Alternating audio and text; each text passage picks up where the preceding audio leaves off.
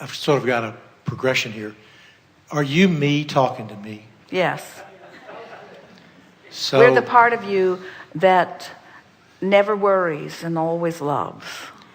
So if I'm out of the vortex, or if I'm separated from myself, so me going to my ability to be in the vortex is me becoming perfectly me.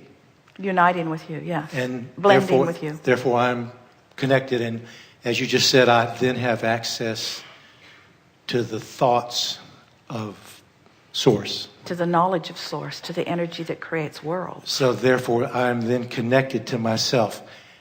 But what if I want to be connected to every person in this room? I want to be connected to other humans, not just connected to myself.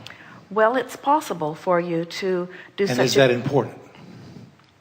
It's possible that you could do such a good job of tuning to who you are, and that you could hold your alignment with who you are so profoundly that you could influence everyone in this room to join you in the vortex. It happens sometimes at concerts where something on the stage is just so compelling and people are just sort of swept away in a vibration of well-being, and so they just all go to this good feeling place together.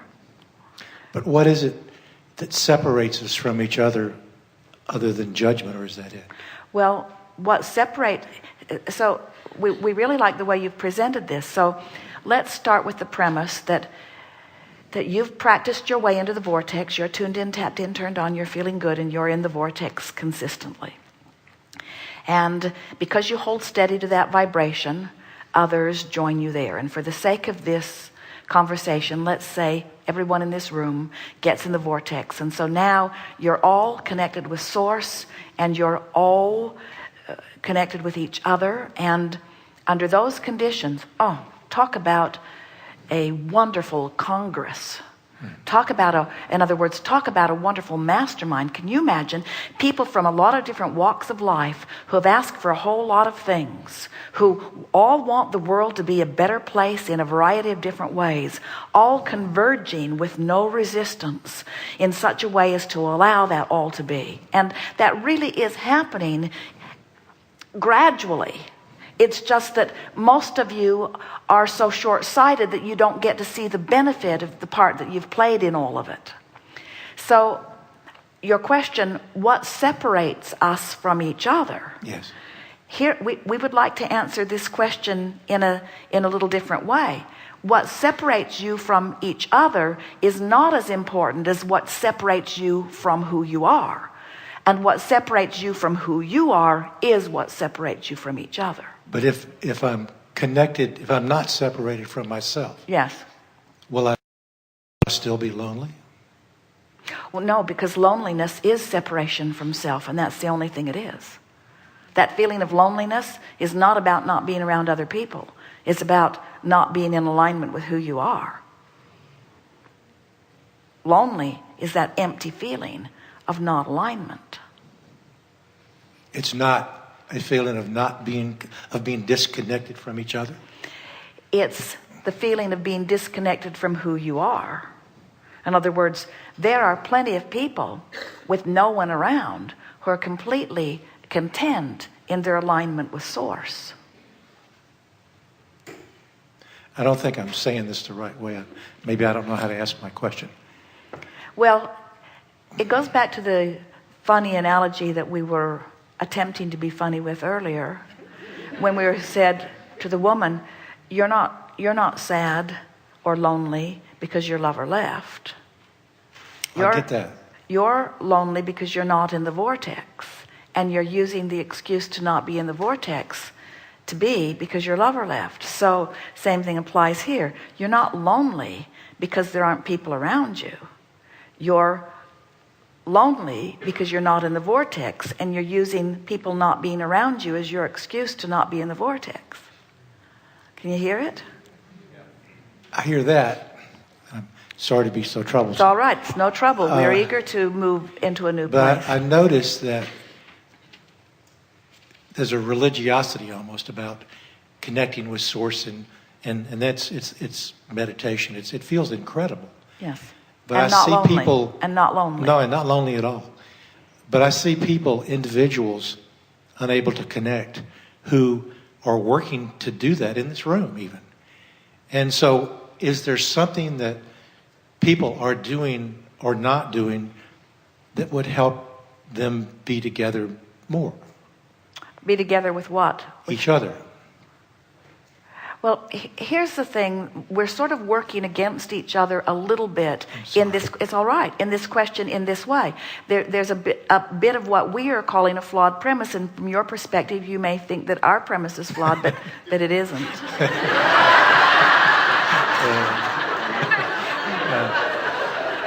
But it goes like, here's the flawed premise. Often, you're born into an environment, and someone, let's say you're born to your mother, and when she looks at you, she loves you. She's been waiting for you. She's glad you're here, and she can hardly take her eyes off of you. And when she looks at you, she loves you. So now, you look back, and what you see is her seeing you and loving you. And you love that feeling, because as she holds you as her object of attention, in her appreciation of you, she's connected to Source, so she's offering one stream, and she's flowing it at you. And oh, does that ever feel good? Mm-hmm. But then, if you get addicted to that gaze, if your well-being is dependent upon her holding you in that gaze, you get in trouble right away, because she's got other things to do. And she might not always be connected. She might be worried about something or troubled about something. So she might be holding you as her object of attention when she's not connected to the stream. So then you begin to be self-reflective. You wonder what you did that made that good feeling come from her, and what you're now doing that's making that bad feeling come from her. So now you begin to try to adjust your behavior to get good stuff to always come from her. Only you can't control it, because she's got other things to do. You're not her only object of attention. So that's what happens to so many people. They care about, Esther was talking about this the other day, thinking in terms of these group dynamics that are going on. This is a very small group. You all love this venue so much that they're making it work, even though there's not a larger meeting room here. But often there are more people gathered. It's a larger number of people who come. So frequently someone will come up with a book and ask Esther or Jerry to sign their book. And Esther used to say, all right, and she would sign the book, and then people would line up. There would be a line of 20 or 30 or 50 or 100 people that would want her to sign the book, and there wouldn't be time to do it. And so Jerry said, Esther,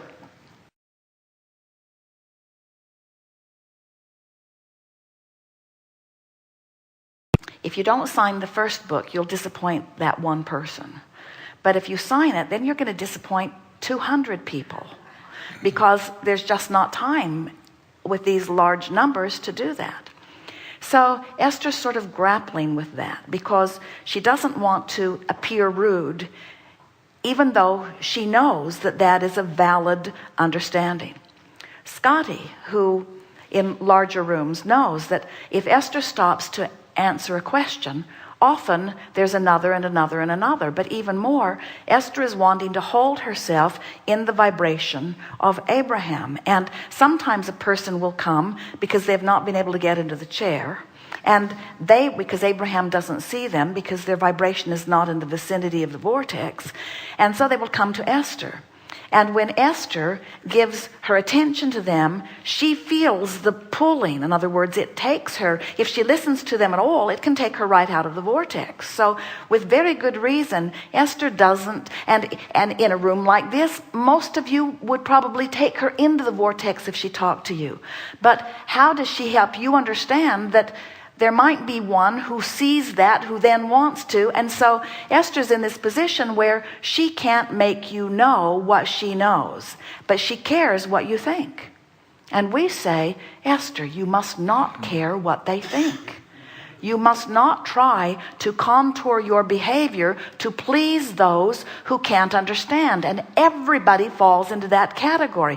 You just cannot move your life around in enough different ways to keep them all happy. So you just have to be. So you just have to be selfish enough to keep yourself in alignment with who you are. In other words, think of what you give when you tune to who you are. Look at what happens in a gathering like this, where you tune to who you are and Esther tunes to who she is. And together we take thought into that whole new place. It's the picture that you are describing. Yeah? Is that because I'm controlling the only thing I can control, which is my thought? Yes, perfectly stated. And we would enhance it just slightly by saying you're controlling the only thing you can control, which is your relationship with who you are. That's right. You're controlling your alignment, and then you're letting the law of attraction sort it out. I got it. You did get it. Thank you. Yes, indeed.